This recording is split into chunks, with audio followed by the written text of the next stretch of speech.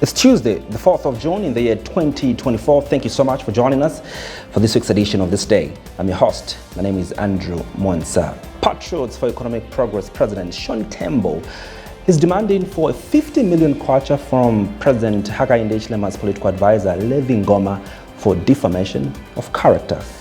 I had time to sit down with him to ask him why he has done so. He joins me on This Day tonight.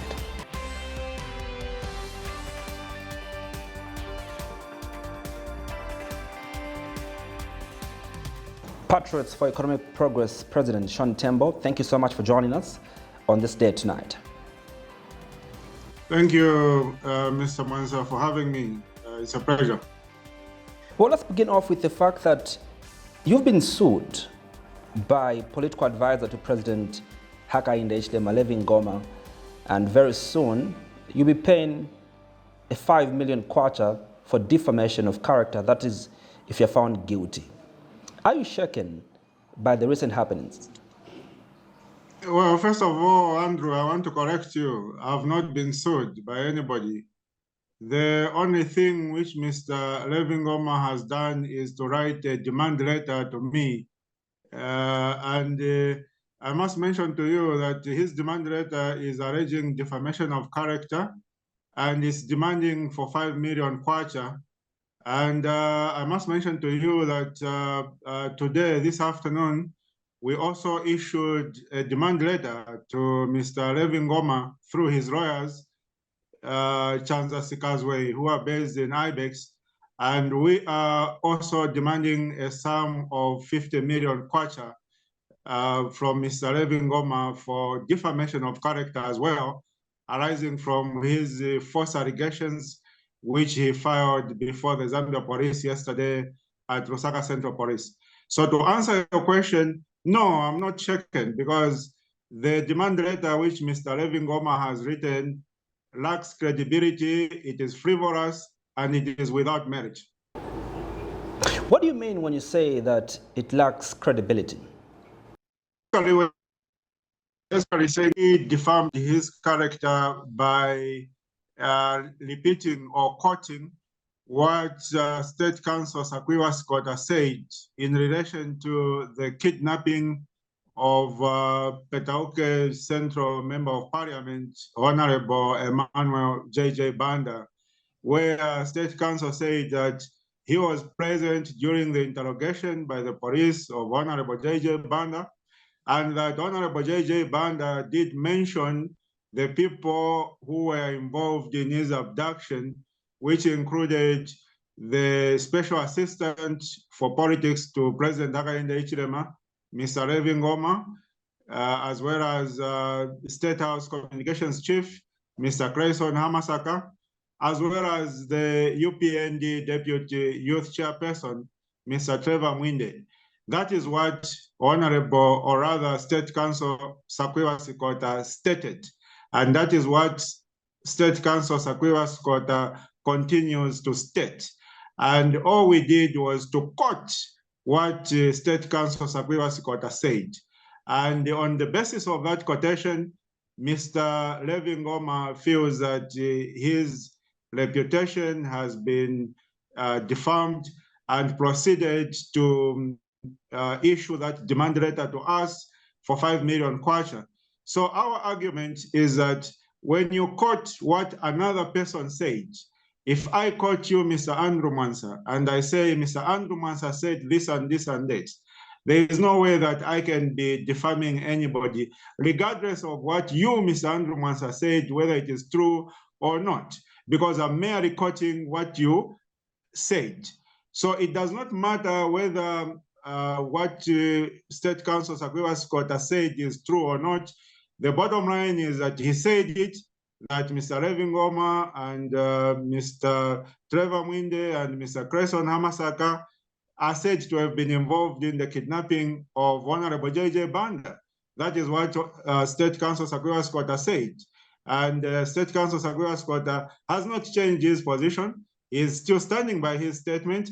So anyone who quotes what State Counsel Sakwiwa Sikota says cannot be said to be defaming any of the three individuals. If those three individuals have got any issues anything to challenge, they should challenge the source of the statement, who is State Counsel Sakiwa Sikota, and not any other person who quotes what State Counsel Sakiwa Sikota says. Whether that person is a politician like Tembo, or a journalist like Andrew Mwansa, or indeed any other ordinary Zambian. So that is the reason why we told Mr. Ngoma that he is not entitled to any such compensation and that his claim is frivolous and lacks merit. Obviously, you need to answer those questions in court because State Counsel Sakiwa Sikota is part of the people that was mentioned in that particular demand letter. But we look forward, Mr. Mwansa, we look forward very much for us to meet Mr. Ngoma and his lawyers in court. We look forward. We wish it was tomorrow morning, actually. We look forward very much to that. Well, let's talk about how, as Patriots for Economic Progress, you think and feel the state has handled, this case involving Honorable J Banda.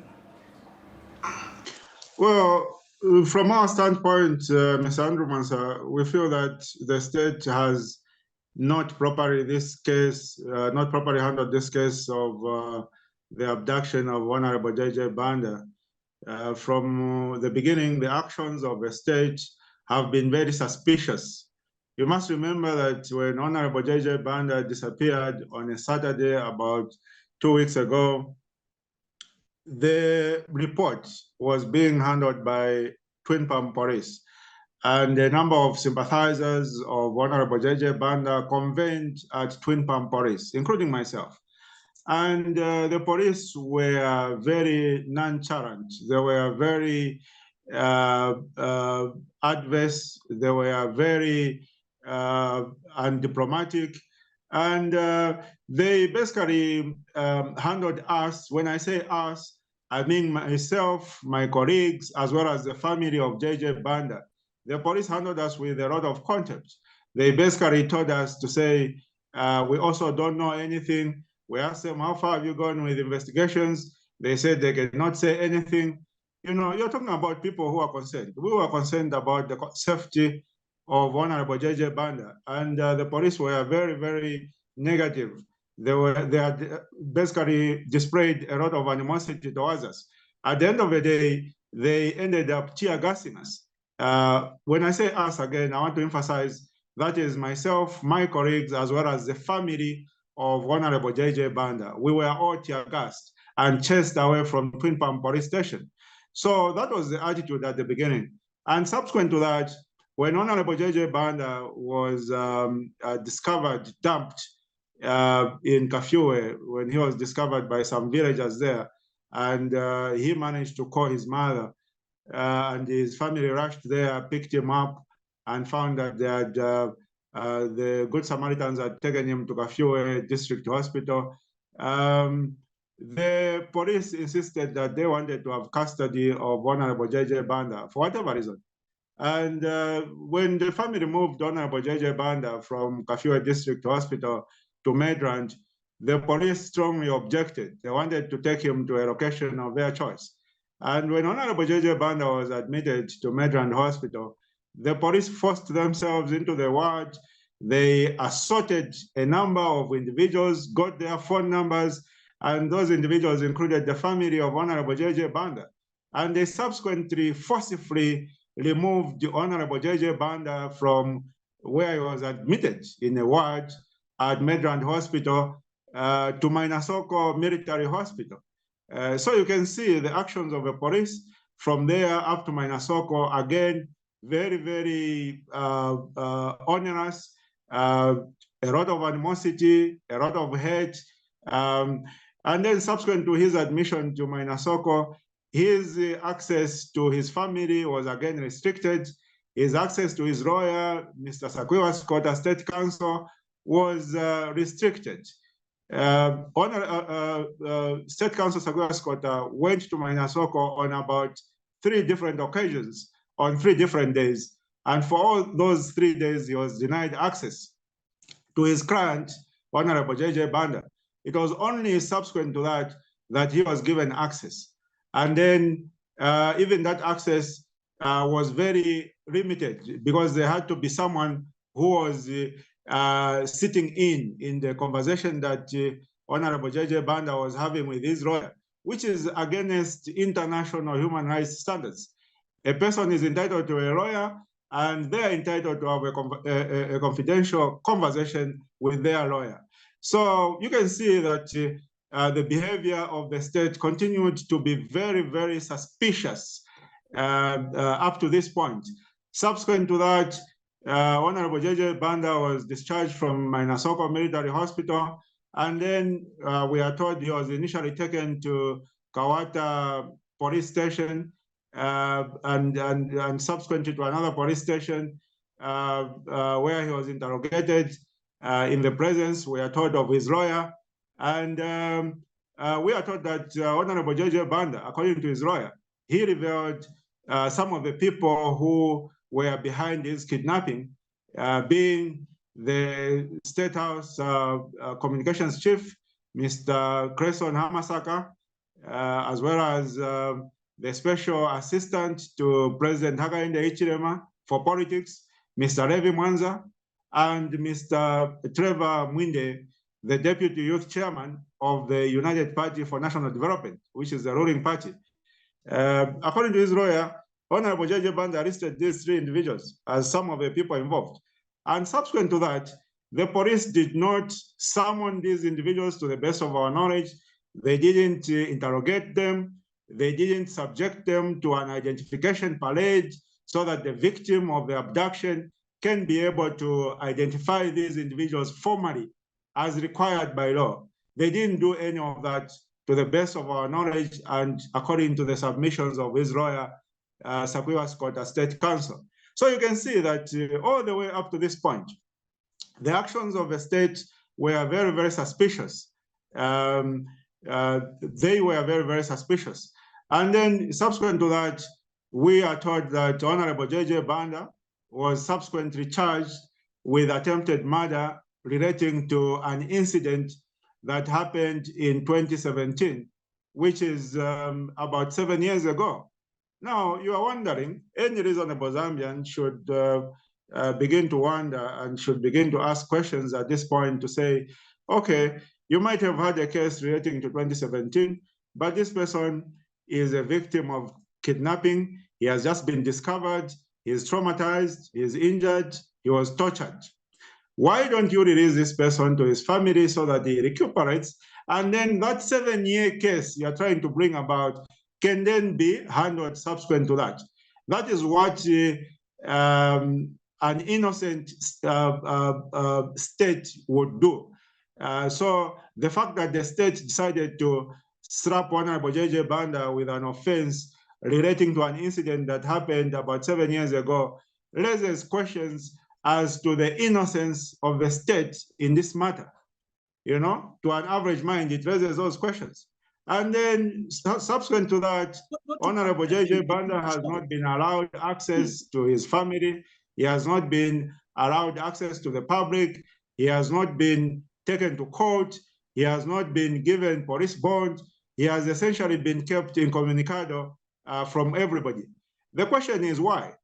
Because according to the minister, the acting minister of Home Affairs, he claims that the Honorable J Banda did not list those three individuals as being involved in his kidnapping, contrary to what his lawyer says. So there is a conflict here between what the acting minister of Home Affairs is saying and what his lawyer is saying. Let me just finish, Andrew. You come in just now. All right. So there is a conflict between what the Minister of Home Affairs is saying and what his lawyer is saying. So our challenge to the state is, why don't you, because the issue of the abduction of Honorable J Banda, who is a sitting member of parliament in the Republic of Zambia, is an issue that has raised concern among all citizens. So we want to put this matter to rest. We want the Zambian people to make their own judgment in terms of who is saying the truth. Did Honorable J Banda actually reveal the identities of some of the people who are involved in his kidnapping, or he did not reveal? You understand? Who is saying the truth? Is his lawyer, Sakwiwa Scott, State Counsel, saying the truth, or is the acting Minister of Home Affairs saying the truth. The only way that we can settle that matter, Mr. Andrew Mwansa, is to allow Honorable J Banda to address the nation. Let him say whether he identified the people who were involved in his abduction or not. If he has identified those people, let him list those people. Who are they? Let him explain the events that transpired between Saturday morning when he was removed from his vehicle in Ibex Hill area to Monday morning when he was discovered in Kafue by villagers dumped on the side of the road. Let him narrate those incidents one by one so that we can be able to tell, we the Zambian people can judge for ourselves whether Honorable J Banda is saying the truth, whether his story is consistent, whether his story is truthful, or it is just a made-up story.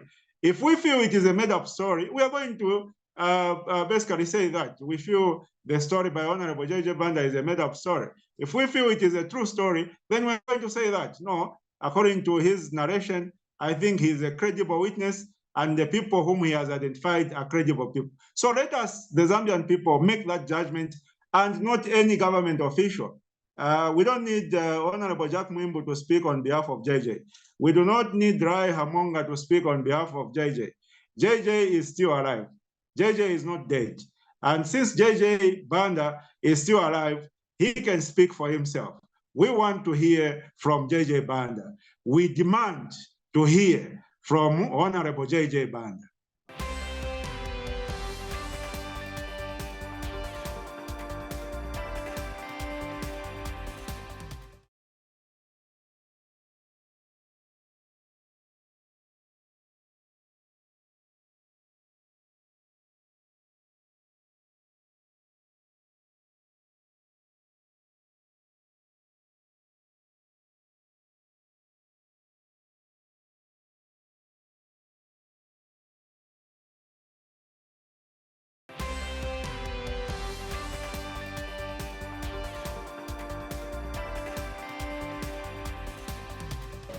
You seem to have a lot of mistrust when it comes to information that is being relayed by the state.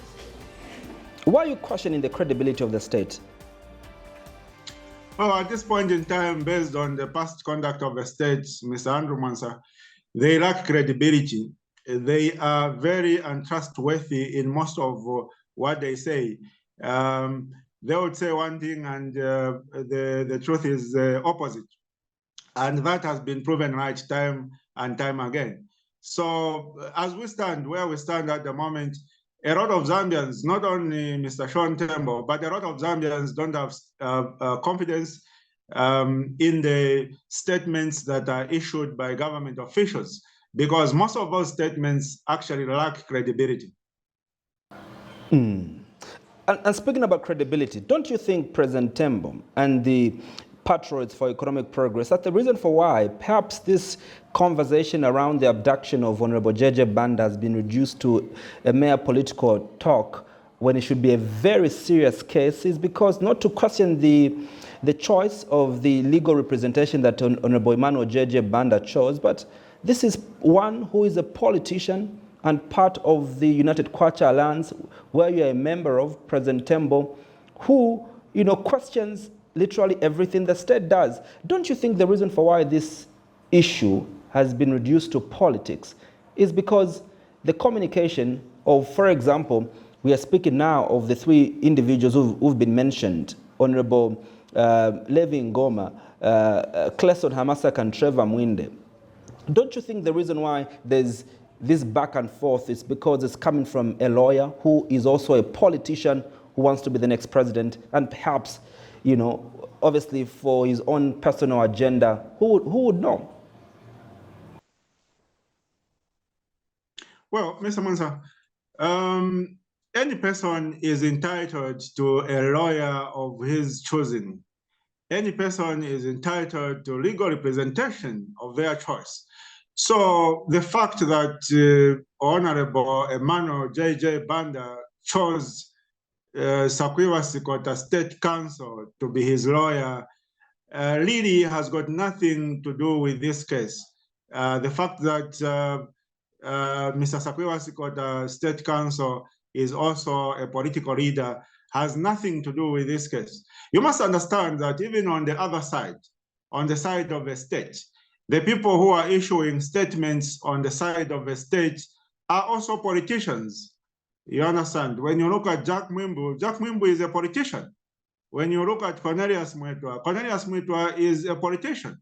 So we can't say that one side is tainting this case because they are represented by legal counsel who is also a political leader, when on the other side, the people who are making statements, including Jack Mwimbu and Cornelius Mwitwa, are also politicians. What is good for the goose must be good for the gander as well, Mr. Andrew Manson. Another issue that has been of great concern, really, is on the recent arrest of Mr. Brebna Changala, Honorable Munia Zulu, Madam Nawakwi, among others that have been, arrested the past, 7 days. And you're on record complaining bitterly around the prolonged detention of these people. Today, obviously, they are in court, and the court process is was ongoing, around 17. But you're on record as the United Kwacha Alliance complaining of how the democratic space has shrunk under the UPND. But justification is there that if people are committing crime and spreading tribal talk and are spreading, hate speech, then they should be behind bars. Well, Ms. Andrew Mansa, first of all, let me hasten to clarify that I'm not here in my capacity as a member of the United Kwacha Alliance. The Alliance has channels of communication. I'm here as a party president for the Patriots for Economic Progress. So the views that I'm expressing here are not necessarily the views of the United Kwacha Alliance. I want you to put that on record. The views expressed here are the views of Mr. Tembo, the party president for the Patriots for Economic Progress. Coming to your question, you must note that as opposition leaders, we are not averse to being subjected to the rule of law. We are cognizant of the fact that no one is above the law, just as everyone deserves fair treatment when subjected to the law. You understand? There are two sides to the sword, okay? Now, when you talk about a person being arrested, the way Honorable Munia Zulu, Honorable Maureen Mawonga, Honorable Edith Nawakwi, Mr. Brebna Changala, and the others were arrested, you realize that these people were arrested the previous weekend, and today is Tuesday of the subsequent week. So the average individual among these five has spent about 7 days in custody, in incarceration. Okay, now the process of arresting someone is a very simple process, and I'm speaking about that process in my capacity as a former police officer. The process of arresting someone is very, very simple. It is something that can be done within 30 minutes, okay? You administer a warrant and caution statement to someone, and then subsequent to that, you formally arrest the person. When a person is arrested within 30 minutes or so, assuming there are no delaying tactics, which has been the case in this particular matter of the five, then the next issue for the arresting officer to determine is whether this case is bearable or it is not, whether it is a capital offense that the person is alleged to have committed, or it is any other offense which would be subject to bail. If the offense in question is bearable, then the arresting officer will make the decision of whether to actually give police bond to this accused person, either in their own recognizance or with the certain sureties. Or if the arresting officer feels that they do not have appetite to give this accused person police bond, then they need to take this person before a court of law within 48 hours. That is what the law prescribes. Now, the question which you must answer yourself, Mr. Andrew Mansa, as well as the Zambian people, is were the 5 accused taken before court within 48 hours? The answer is no. Were they given police bond? The answer is no. So the question is why? Why did we have this prolonged delay in either giving the accused persons bond or giving them bail? Why? So that is where our concern is. The prolonged detention of the accused persons. If those individuals were arrested and then released on police bond within a day or two, trust me, we as opposition would not have said anything. We are not crybabies, no, far from that. The only reason we are complaining, the only reason we are admonishing Hichilema'S government is because of their appetite for prolonged detentions without any reasonable cause. Their appetite for extrajudicial punishment without reasonable cause is what we are complaining about. We have not at any given time said that opposition leaders are above the law, that opposition leaders should not be subjected to the law. No, we have never said that. All we are asking for is fair treatment. And the reason we are asking for fair treatment is that when tomorrow, when we become leaders in this country, when we run government in this country, we do not want to harbor hatred against those who were in government based on their unfair treatment to us. We want, when we form government, we just want to focus on uplifting the lives of the Zambian people from their current levels of poverty. We don't want to look back and try to remember what Jack Mwimbu did, or what Cornelius Mwetwa did, or what the Inspector General of Police did, or what Hichilema did in terms of their unfair treatment of Tembo. That is where we waste a lot of time as a nation, always wanting to avenge the wrongdoings of the previous government, because when people are in government, they don't want to behave properly. They don't want to act fairly towards others, forgetting that they are not going to be in government forever, Mr. Andrew Mansa. No one has ever been in government forever. We are all going to go into government, and then when the people are not happy, they will remove us. Right now, it is the UPND who are in government. They are running the affairs of the nation. The UPND should be grateful to the people for this opportunity given to them, and they should relish this opportunity while it lasts, because it shall never last forever. What is your comment, to what government is saying and the church leaders are saying? Some church leaders, I should make mention, that unity and patriotism should be coming out of the mouth of the opposition leaders. Are you deliberately trying to divide the country by promoting tribal, type of politics, tribal kind of, politics? Mr. Mansa, just repeat that question and speak a little bit louder. You are not very audible from where I am here.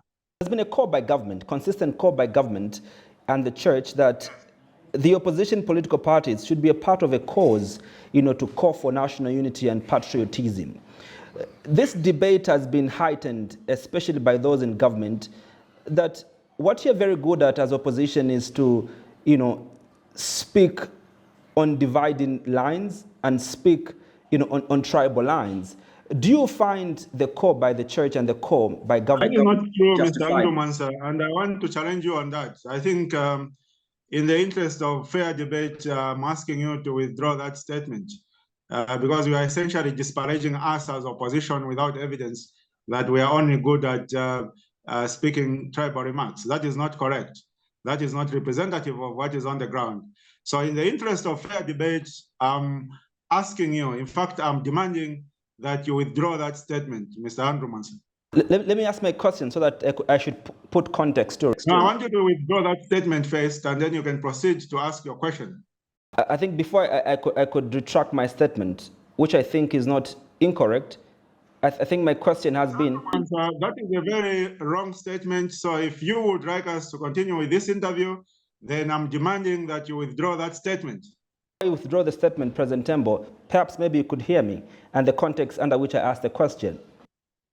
My question again... It doesn't matter the context. The bottom line, Mr. Andrew Mansa, is that that statement is prejudicial, that statement is incorrect, and that statement, it is disparaging to opposition leaders in this country, including myself.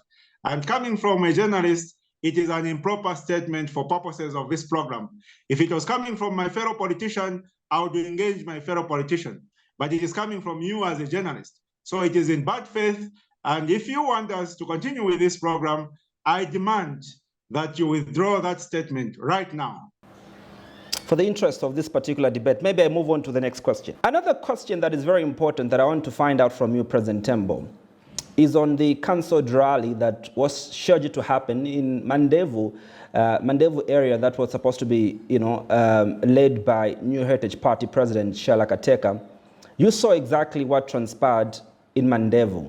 I would like to get the position of the Patriots for Economic Progress over what happened on Saturday.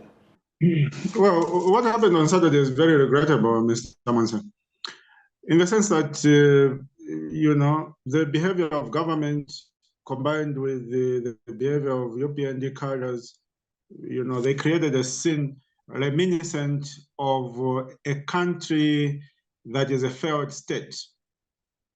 You understand? A failed state is a state whereby there is no adherence to the rule of law. So when you have youth carrying pangas in public, you understand, we thought the issue of pangas was left with the leaving from office of the previous regime. But we were shocked, and I'm sure other Zambians were shocked to find that the UPND cadres are still parading themselves, harassing the people, and carrying pangas and other weapons in broad daylight and in front of police officers who cannot do anything. Those are signs of failed state, Mr. Andrew Mansa. And in my view, Zambia is now a failed state because there is no adherence to the rule of law.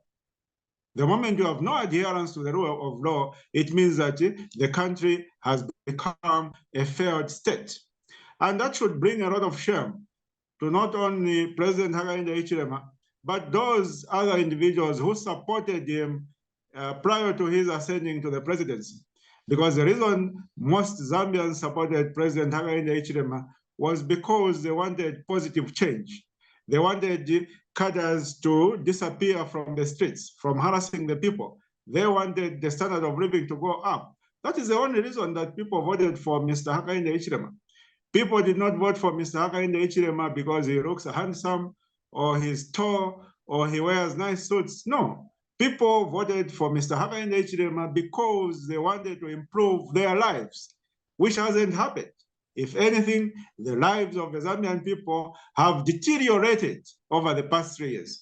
Now, I want to bring your attention to a point which you yourself raised earlier. Ever since the UPND administration ascended to office, they have not allowed a single opposition rally to take place. And when you look at President Hichilema'S of New Heritage Party, she complied with all the requirements of the law in terms of giving the police notice and so on and so forth.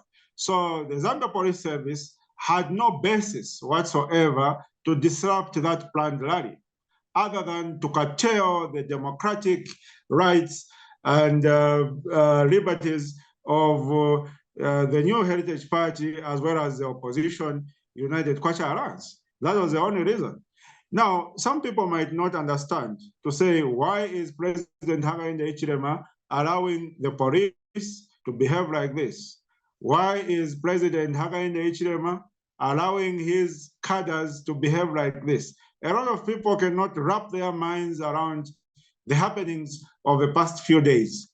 They cannot wrap their minds against the happenings of what happened this afternoon in Bowden Compound, where UPND cadres were beating up people, forcing people to shout Zambia forward, and their videos circulating all over social media, damaging property And I'm very happy that out of the property that UPND cadres damaged this afternoon, there were some vehicles belonging to the diplomatic corps, to the European Union, and I believe another embassy.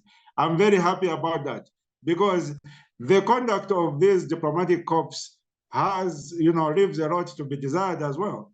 They do not want to condemn wrongdoing when they see it.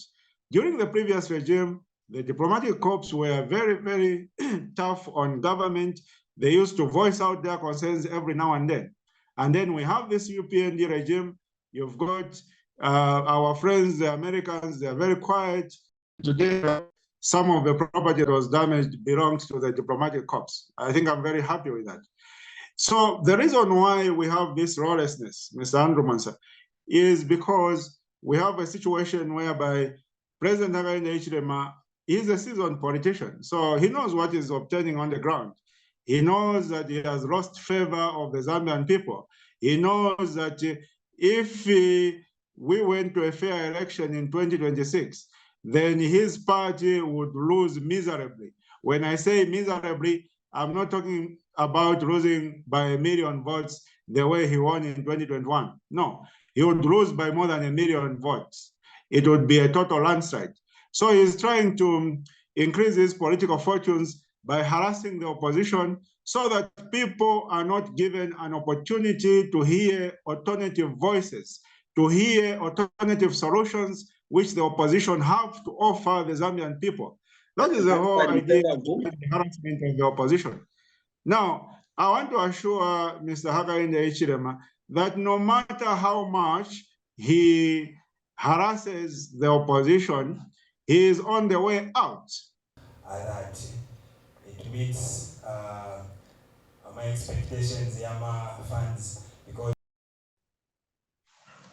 it will go in favor of the opposition. The elections will go in favor of the United Kwacha Alliance. So you're saying that United Kwacha Alliance is forming government? The person who will be chosen by the alliance to be the alliance's presidential candidate is the person that is going to ascend to the presidency of this country come 2026. On an album. So I'm looking forward to discovering the album J-Max, the album side of the artist J-Max. And I think that is what a lot of people are looking forward to hearing. So yeah, my only expectation is that it... Yes, and I concur with that. Former fans, speaking as a fan, and also... Well, because the current administration has lost their mandate in the eyes of the Zambian people.